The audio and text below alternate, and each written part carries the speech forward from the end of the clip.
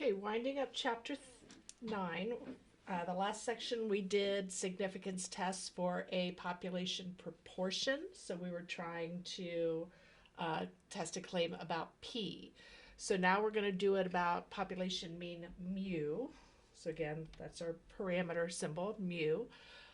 So again, the three conditions does it come from a random sample or random selection? The independence check, is our sample size less than 10% of our population size? Is the shape approximately normal? They also in current books they call this the large counts. Because again, the central limit theorem says as n increases, the shape becomes more and more unimodal and bell shaped, because we really are using the t distribution here, not the normal distribution. So again, is the sample size large enough? Meaning, is n greater than 30? And then we can use the central limit theorem.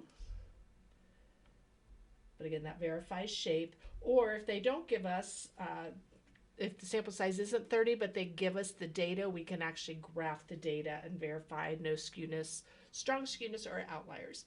So what test statistic do we use when we're testing a population mean? Is the formula on the formula sheet. Now we're finding the t-test statistic. So now, again, the table looks a little bit different than what I passed out to you, but on the AP exam, I believe it's going to look like this. But again, they're both called Table B and T distribution values. And again, notice this T star, they have the area to the right, but if T is negative, it would be the area to the left. And this table is a little bit different than our Z table, because now we have degrees of freedom, and these are the test statistics. So say, for example, I have 6 degrees of freedom, and so that means my sample size was 7, and I know my test statistic is 2. If my test statistic is 2, I have to go and find out where 2 would be. So 2 is between these two values. So all that I know is that the probability, the p-value, is between 5% and 2.5%. So these get smaller as we go to the right. This is a one-sided test. If it were a two-sided test, I would have to double these. Okay, so we'll talk about that later too. Is it on the formula sheet? Yes. Again, it's in words, but it's going to be T equals X bar minus mu over the standard deviation divided by the square root of n. So again, this is on the formula sheet. How you find the standard deviation of a certain sample size, that's on your formula sheet as the standard deviation or standard error of the statistic. But again, it's our test statistic is our statistic minus our parameter divided by the standard error of the statistic. So that would be how we would calculate t. Again, we want to know how far this is from mu, the center, if this is the spread.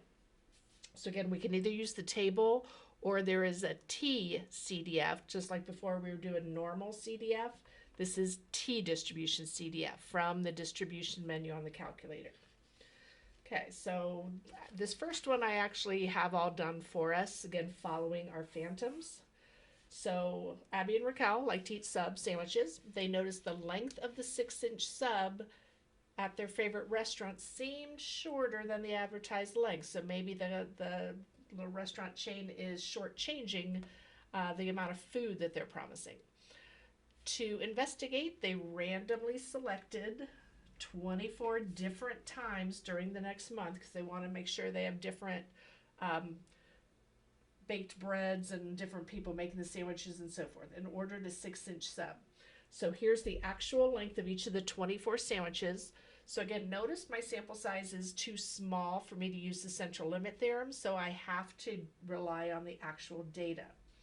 So first question, does the data provide convincing evidence? Now this one is telling us to use a 10% significance level, that the sandwiches at this restaurant are shorter than advertised on average. So again, this makes it one-sided. That's going to be a less than situation. So what is our parameter of interest? So again, now we're using mu, we're finding means. Mu is the true mean length of a 6-inch sub from this restaurant. And our hypotheses are that mu is 6 versus the alternative. They believe that they're actually smaller. So that's a one-sided test where mu is less than 6. And again, we have an alpha level set at 10%. That was given in the problem. If they didn't give it to us, we probably would have chosen 5%. Check our conditions. Random. The subs were randomly selected at different times, so it should be a good, this is all about, do you have a good sample? Does this sample represent the population? We don't have any reason to believe it doesn't. Independence, yes. Now, I didn't say that 24 is less than 240, but it's kind of saying the same thing. They make more than 240 subs in a month, or they probably wouldn't still be in business. The normal or the large sample condition. So again, this is where I actually had to make some sort of graph. Now, in this case, it's a dot plot. What was nice is this data was given to you in order from least to greatest. So I could count by 0.25s and just make a dot plot. I could also put it in my calculator and make a quick histogram or a box plot, but I have to show something. So the graph doesn't show much skewness and there don't appear to be any outliers. There might be a gap here or here, but there's high gaps and low gaps, so there probably aren't any outliers. We have no reason to believe that this isn't somewhat normal. So we're going to do a one sample t-test for mu. So again, if you're going to name the test or you're going to show the formula. So how did I find X bar was 5.68? Did I add all 24 up and divide by 24? No. How did I find X bar, and how did I find the standard deviation was 0.66? So the first thing I do when I get a list of data is I pull out my calculator, and for time's sake, I already put it in the data. So I go to Stat, Edit.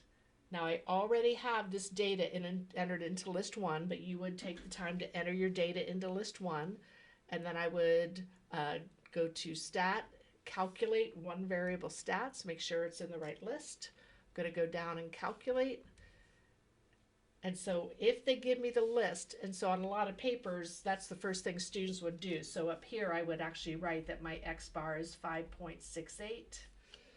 And that my standard deviation, again, we want to use the one with the S, not the one with the sigma.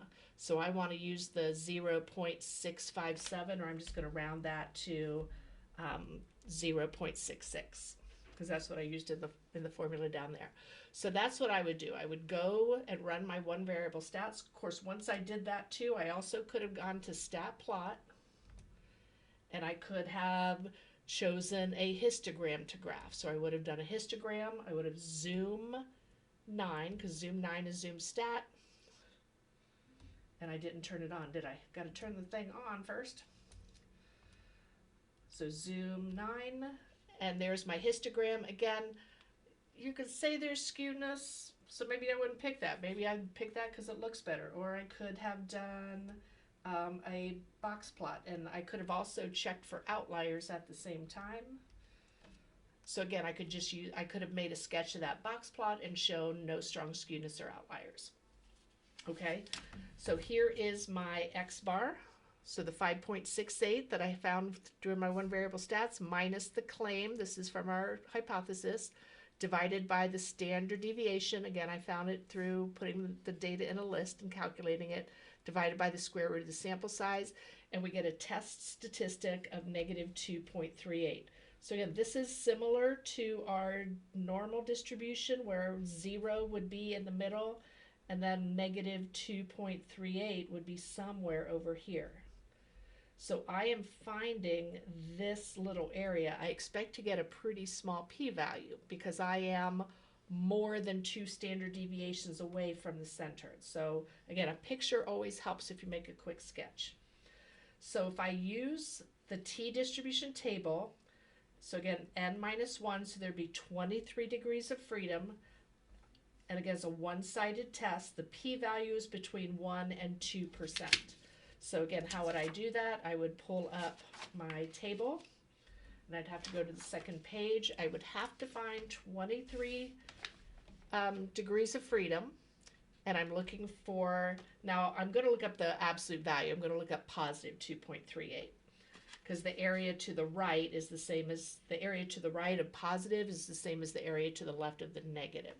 So if I look up 2.38 under 23 degrees of freedom, 2.38 is going to fall between 2.177 and 2.500. So I just go straight up, and that's how they get that the p-value is between 0.01 and 0.02, because that's all we know. And that's all we have to know. If my alpha level is 10%, any test statistic smaller than 1.319, this is also, I could also consider this a boundary point. Any t-value below negative 1.139 is going to be, anything over that is going to be less than 10%, okay? So I could also look that up. If I do the normal on the calculator, if I go to my distribution menu, which is second vars, and my TCDF is number 6. Now, again, my picture helps me. It's that my lower bound is my negative infinity number. My upper bound is the negative 2.38. It will ask me for the degrees of freedom. And this is where it can be nice because I can put in the degrees of freedom and not rely on the table and having to round. Except I did not want to be there, did I? Get out of my, I don't want to graph it. So second distribution menu, TCDF, already got it in there, paste to the home screen. So I can actually round that to 0.013. So using the calculator, the p-value is 0.013, and it is between 1 and 2%. And then we're going to make our decision. Since our p-value is less than our alpha value, we're going to reject the null. What does that mean? It means we have convincing evidence that the true mean length of 6-inch subs at this restaurant is less than 6 inches. Okay? And that's, so we ran the test and found that what they believed could actually be true. Now, given your conclusion in part A, what kind of mistake? Type 1. So type 1, again, is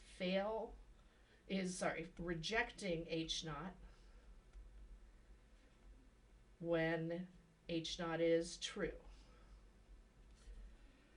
And then type 2 would be to fail to reject. So we did reject. So we, it's only possible for us to have made a type 1 error. We could only make a type 1 error if we failed to reject.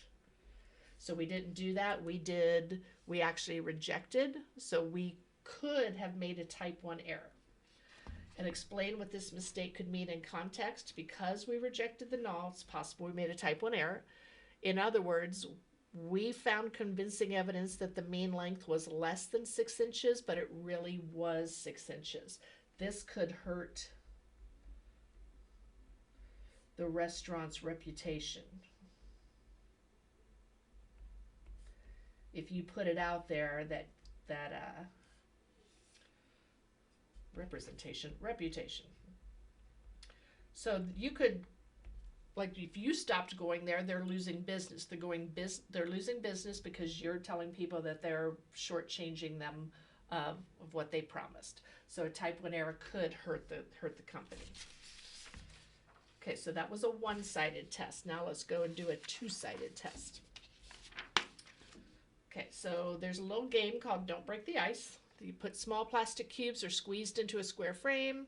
Each child takes turns tapping out a cube of ice with a plastic hammer, hoping the remaining cubes don't fall out. So for the game to work correctly, the cubes must be big enough so that they hold each other in place, but not so big that you can't tap them out at all. So the machine produces the plastic cubes. They're supposed to be 29.5 millimeters wide, but the actual width could vary a little bit. To ensure the machine is working well, supervisor inspects a random sample every hour, 50 of them, and measures their width. Fathom is a statistical software program. So again, you should be able to read statistical output. So this S1 is this. So they're saying the mean width is 29.49. Now, look how close that is. 29.49 versus 29.5. but if our standard deviation is super small, it could be too far away. Our count is our n is 50. This is our standard deviation, and this is our standard error. Notice our standard error is a little bit smaller, and we'll talk about that, why that is in a minute. So these four things are represented up there in those four things. Okay. So interpret the standard deviation and the standard error. So what's the difference between these two? The standard deviation would be like just picking out one cube. So the standard deviation says the widths of the cubes are about that far from the mean width on average. The standard error is when we take the standard deviation and divide it by 50. So if we did 0.088 and divided it by the square root of the sample size, that's how that was calculated. So in the sample size of 50, I would expect the spread to be a lot smaller. Okay, so standard error, this is based on if I pull out one cube, what's the average distance? But if I pull out 50, the average of those should be a lot closer. Again, I put this in the last notes. Why did we get a sample of 29.49? Why didn't we get exactly 29.5? Either the true mean is less than 29.5 because we got something smaller, so the true mean could actually be smaller, or the true mean is 29.5 and we just happen to get a sample this low just due to random chance.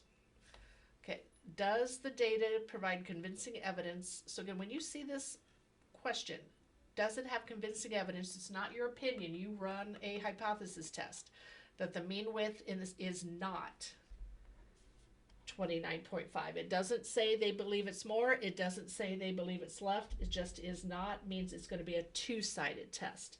So greater than or less than means not equal to. Okay, and again, it gives a significance level to use. So again, what are we going to do for phantoms?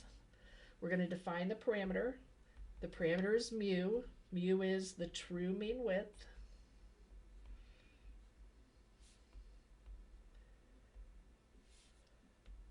Of cubes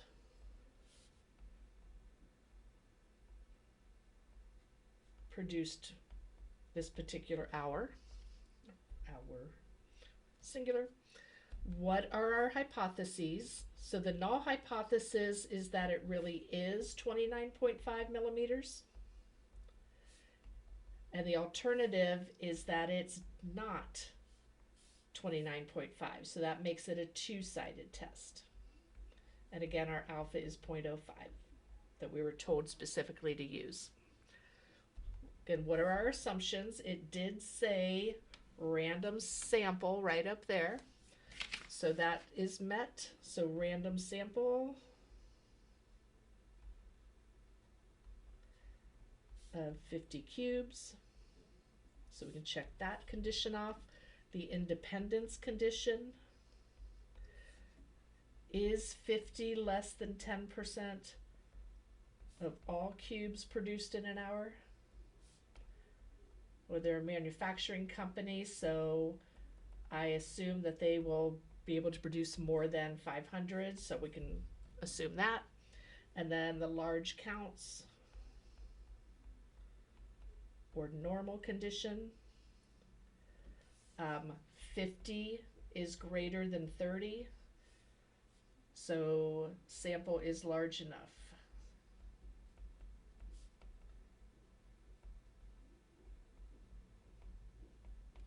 To use the t-distribution. Because again, we're technically not doing the normal distribution, so I'd rather us kind of refer to the t-distribution. Okay, so those are our assumptions. Again, we're doing a one, naming the test, we're doing a one sample t-test for mean. And then how do we calculate the test statistics? So again, this time it gave us the information. So it told us the mean was 29.4943 minus our claim of 29.5. And then I can put the point 0.088. Again, I just rounded that a little bit to 0.088 divided by the square root of 50, or I could have put in just this number. That number is my denominator. So when I calculate my test statistic, again, I am less than half a standard deviation away. But again, what am I finding? So if 0 is in the middle, negative 0.46 might be there, and then positive 0.46 would be symmetrical. So I am actually finding a pretty big area. So when I use my calculator, the table, I am only getting one side, so I have to remember to double it because it is a two-sided test. So it could be this extreme or it could be this extreme. So obtaining a p-value, I'm finding the probability that t is less than negative 0.46, and then I'm going to multiply it by 2. So if I do my distribution menu and then go down to TCDF, again, I'm going to put in my lower bound. I'm going to put in my negative 0.46, my degrees of freedom now. So the degrees of freedom is 49. So if I put in 49 and paste, I'm going to get that answer, but then I have to multiply it by 2 because that's only the area of one side. So the area, if this side is 0.034, or sorry, if this side is 0.324, then this side is 0.324. So if I take that answer and double it, my p-value is 0.648. So my p-value is 6.8. So again, I'm going to make a decision since 0.648 is greater than the alpha level. I fail to reject.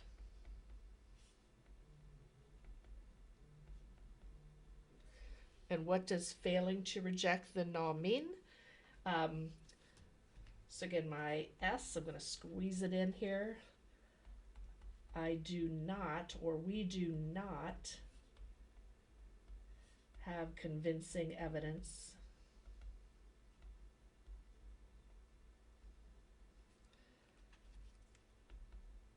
the true mean width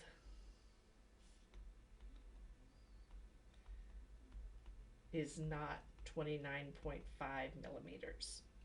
So we can't reject the claim. So, and again, I didn't think we would. That is pretty darn close to 29.5.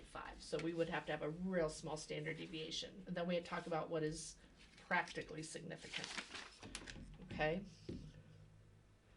So calculate a 95% confidence interval. Does this support the claim from C? So again, how do we do a confidence interval? Let me try going to our test. So stat, I'm going to go over to a test, and we're going to do a t interval like we did back in chapter 8.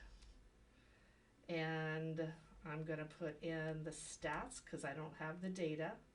So it's going to ask me what x bar is, so I'm going to put in the 29.4943.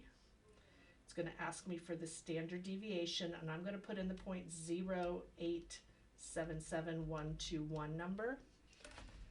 So again, I'm going to put in that one because it's going to ask me for the sample size and it's going to calculate that.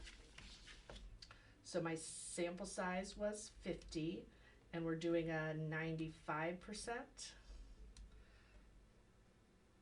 So that is my interval. So my interval is 29.469 to 29.519. So does this interval support my decision from part C?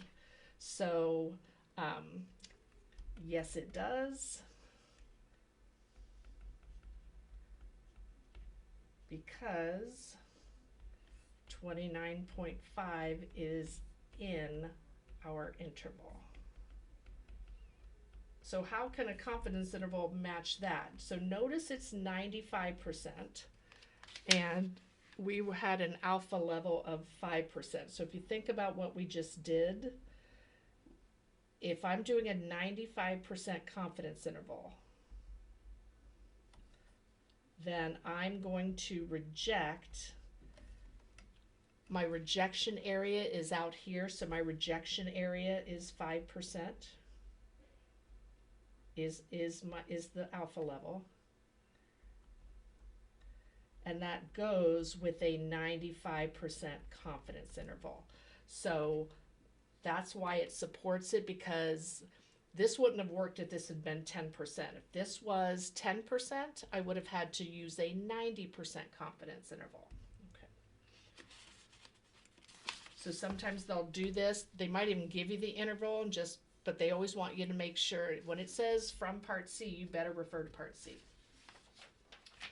And then let's do one last one. So this last one is, we're going to be talking about a paired test. Because sometimes it looks like you're looking at two different pieces of data, but you're actually going to find a third list. So in our example, is the express lane faster? I forgot to bold and underline that. Okay. Is the express lane faster? So for a second semester project, two girls decided to investigate which lane, line was faster in the supermarket, the express lane or the regular lane. To collect their data, they randomly selected, so again, they're looking for that random stuff in there. They randomly selected 15 times during a week, went to the same store, again, that's important, and bought the same item, important. However, one of them used the express lane, so they made sure what was in their basket was identical, so that the person, but again, the person running it through could make a difference. To decide which lane, they flipped a coin, so again, they're doing an experiment, so they want to randomize which lane they get into. If it was heads, Libby used the express, Catherine used regular, and so on. They entered their randomly assigned lines at the same time and each recorded the time in seconds it took them to complete the transaction. Carry out a test to see if there's convincing evidence that the express lane is faster. So we're going to do subtraction. So this is called paired data because the order matters. I don't want to put these from least to greatest because this represents them going into line at the same time with the same items, and so they're in line at the same time at the same place. So I don't want to compare Monday afternoon to Friday morning. Like it wouldn't make sense to compare these two numbers because they are two completely different days. So it's important that so paired data, you ask yourself, could I put this number from least to greatest? Does it matter? And yes, it matters. I cannot change the order of this. These two are compared to each other, these two, and so on. So we're going to consider the differences in time.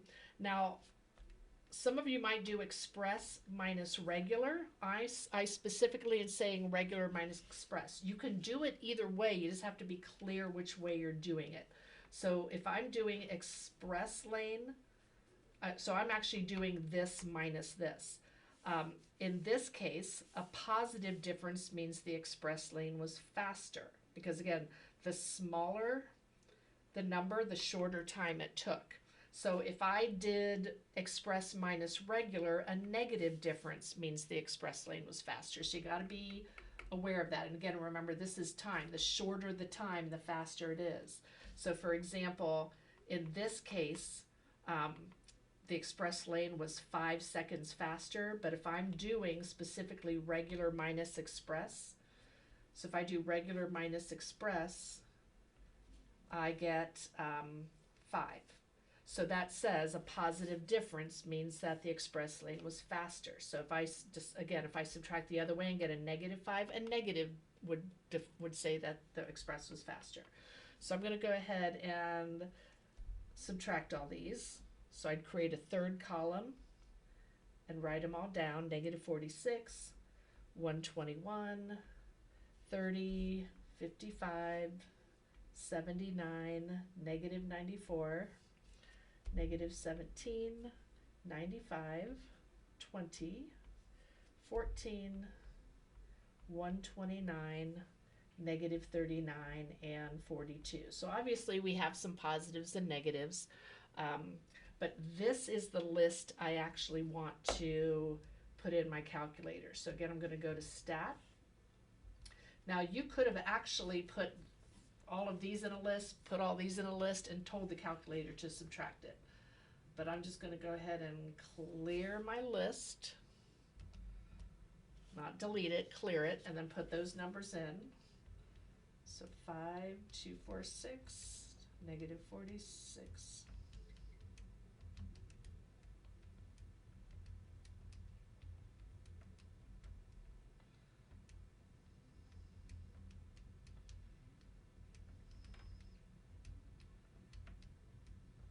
You should be putting them in with me so you're used to using your calculator. Okay, so I put in those 15, and I know because it says my next number that I enter would be the 16th number, so I didn't skip anything. Could have made a typo. Okay, so again, what do I want to find? I want to run my one variable stats. And so I found that of this data, my X bar was 42 point, let's just round to the 10th place, 42.7. My standard deviation is the 84. Again, if I'm just rounding to the 10th place, I can just say 84.0. Again, I'm probably going to want to make a sketch of a graph in a minute, but I definitely want to have the statistics that I need to do the problem. So again, for my parameter, so now I'm going to say, I'm going to call it mu sub d, and that is the true mean difference. And again, I want to make sure I tell the grader which order I subtracted, because some could choose express minus regular and still be correct. But it's also going to make a difference in the alternative. Okay, so I want to, in time required,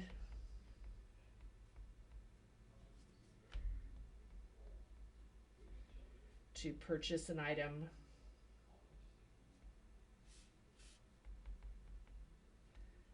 at the supermarket. And then my hypotheses. Now, in this case, so we believe the express lane is faster. So when I do my hypothesis, I'm saying that the mean difference is going to be positive. So a positive difference means that the express lane was faster. So if you had done express minus regular, you would have done that the mean difference was less than 0. So it's real important that you make sure you're doing the right direction here. And then our alternative, sorry, what did I put that there? Our null is always that there is no difference. So the mean, the null hypothesis is there is no difference, so it would be 0. My alternative is that the difference is positive, which just means greater than 0. And again, I'm going to just set myself an alpha level at 5%. If it doesn't give me one, check my assumptions. It did say random sample of times.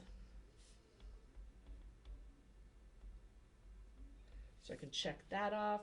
The independence, I can assume that the number of times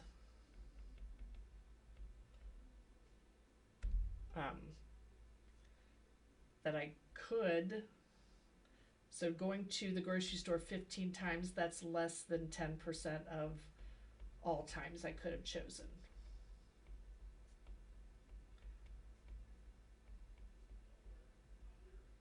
Okay, so my independence is checked, and then my shape,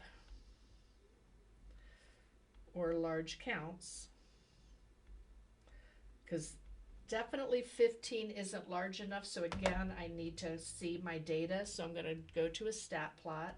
It's already turned on. I'm going to stick with my box plot that would show possible outliers, so zoom 9. So I would show, and again, if I hit trace, it kind of tells me what my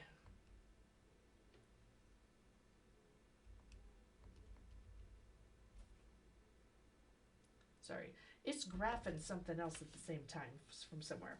So I would just make a quick graph and show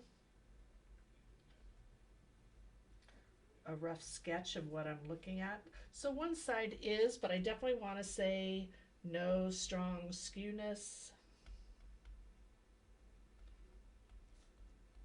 or outliers. So I don't want to just make the graph. I also want to tell that I don't see any strong skewness or outliers. So I can verify that one. So again, the test we're going to do is a, so again, I can name the test, or I can do this is called a paired t-test for the difference.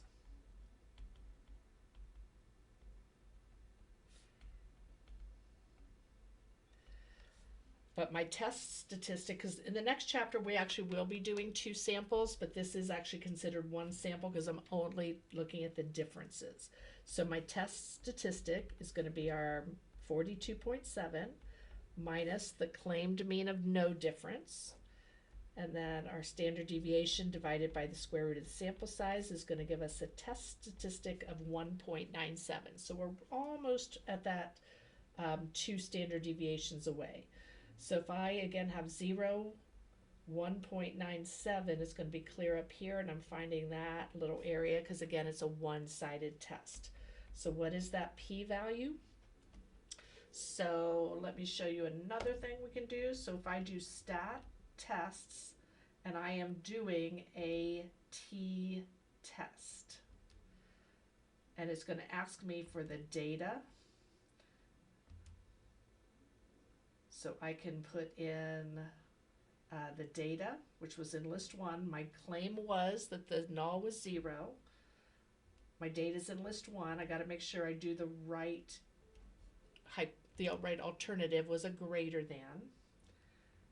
And I'm going to go to calculate. So again, it's telling me my test statistics. There's the 1.97. It's telling me my p-value is 0.035.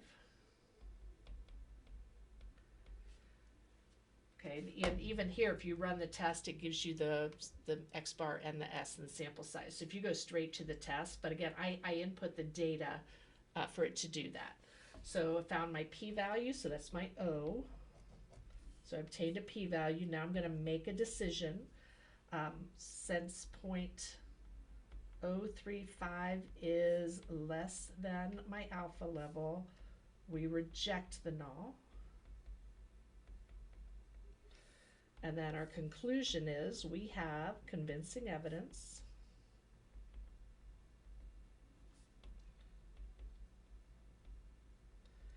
that the express lane is faster.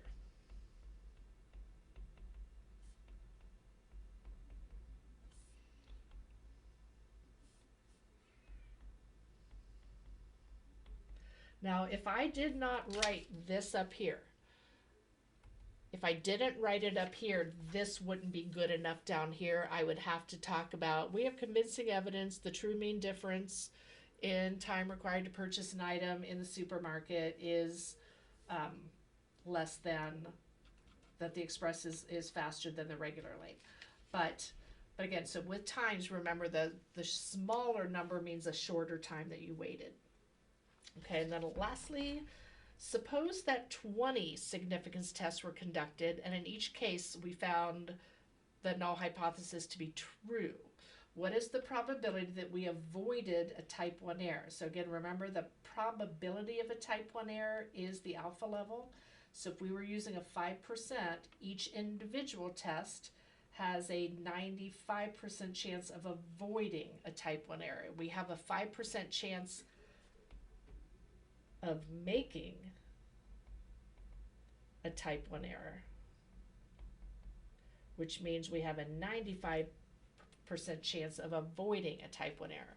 So again, assuming that, because we're going to do multiplication here, assuming the results of the tests are independent, the probability of avoiding type 1 errors in each of the tests, we would just do 0.95 each time, or 0.95 to the 20th power, which is 0.36. So that means, now this is the probability of not ever making a type 1 error. So this means there's, the complement would be 64% chance. So again, at least, so again, the probability of at least one, we don't want to figure all the combinations that happens, so then we do 1 minus the probability of making no error. So there's only one way to not make any errors. That's why we calculated that first. So this goes back to when we were working with probability. The probability of at least one, we want to do 1 minus the probability of none, because these are complementary. And that wraps up chapter 9, and we'll be doing some of this in class on Wednesday.